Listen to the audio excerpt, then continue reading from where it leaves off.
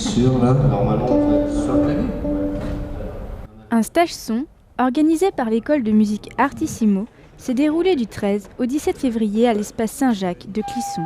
Théorie et pratique, installation et restitution des différents équipements audio, micros, enceintes, consoles de mixage, étaient à l'ordre du jour, ainsi qu'une sensibilisation aux risques auditifs. L'école de musique clissonnaise propose un stage ouvert à tous, tout en ayant un objectif cohérent à l'ensemble de son projet. Alors l'idée de ce stage, c'est de donner à la fois aux élèves d'Artissimo, mais aussi c'était un stage qui était ouvert à toute autre personne qui était intéressée, donner des éléments de base pour ceux qui démarraient et puis des éléments aussi plus pointus pour ceux qui connaissaient, avaient déjà quelques notions de son sur la sonorisation d'un concert. Ensuite, pour nous, ce stage au niveau d'Artissimo s'inscrit dans une démarche plus globale de placer au cœur du projet pédagogique de l'association les pratiques collectives, le jeu en groupe, pouvoir se produire à travers des ateliers. Cette année, on a une quinzaine d'ateliers, musique actuelle, musique traditionnelle, etc. Et donc, il nous semble essentiel que tous ces pratiquants qui sont à l'école de musique puissent par ailleurs avoir des notions de sonorisation quand ils se retrouvent sur scène. Elle a aussi, point original du stage, sensibilisé ses élèves à la perception auditive de chacun. Je leur ai donné les outils justement qui leur permettent d'éliminer déjà des problèmes et après, par rapport à leurs goûts musicaux, leur inspiration musicale, eux seront amenés pas forcément à faire la même chose que moi je ferai.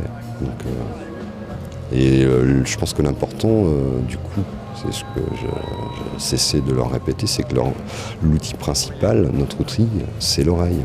Donc forcément, on n'aura pas forcément le son d'une personne, le même son mixé d'une personne à l'autre. Et les gens qui le percevront ne le percevront pas forcément de la même manière. 12 stagiaires ont participé à cette formation. Je suis arrivé ici sans aucune connaissance du son. Je suis guitariste, donc je sais uniquement jouer de la guitare. Et ça m'a permis d'apprendre ce que c'est que la chaîne électroacoustique, de gérer à partir d'une console tout le son qu'on a sur scène. Donc ça a été vachement enrichissant. On est tous ensemble, on est 12. Il y en a qui avaient certaines connaissances en arrivant ici, d'autres pas, comme moi. On a vraiment appris à faire ressortir des sons qu'on pensait qu'ils n'existaient pas en fait au début sur scène. Et moi j'ai trouvé ça super bien. Ça me permet maintenant je peux jouer, je peux vraiment me régler. Je peux régler d'autres personnes, je peux gérer une scène entière.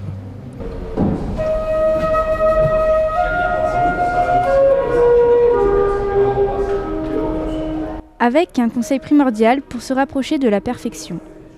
Donc je leur ai expliqué également que le rôle du sonorisateur, en fait, c'était de retranscrire en fait ce que le musicien jouait sur scène et également du coup par rapport à la perception du spectateur.